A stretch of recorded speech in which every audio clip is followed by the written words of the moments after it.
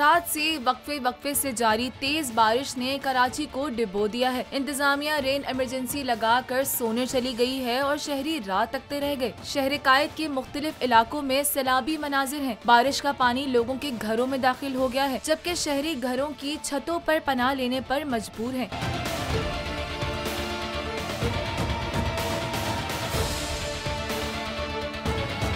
बेशतर इलाके पानी में डूब चुके हैं, जबकि अहम शाहराएं तालाब का मंजर पेश करने लगी और निजाम जिंदगी मुअत्तल हो गया। शहर कायद में सीवरेज का निजाम बैठ गया है। शाहराओं पर आलाइशें तैर रही हैं। सिंध हुकूमत के निकासी आप के दावे धरे के धरे रह गए। अंडरपासेस पानी से भर चुके हैं और सड़कें तालाब बनकर रह गयी। जगह जगह गाड़ियाँ फंस गयी हैं।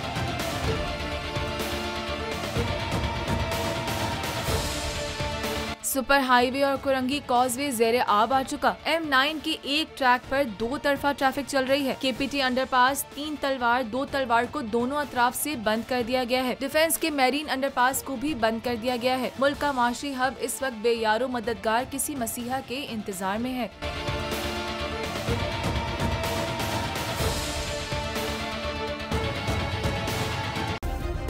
सब्सक्राइब करें और बेल दबाएं ताकि कोई खबर रह न जाए।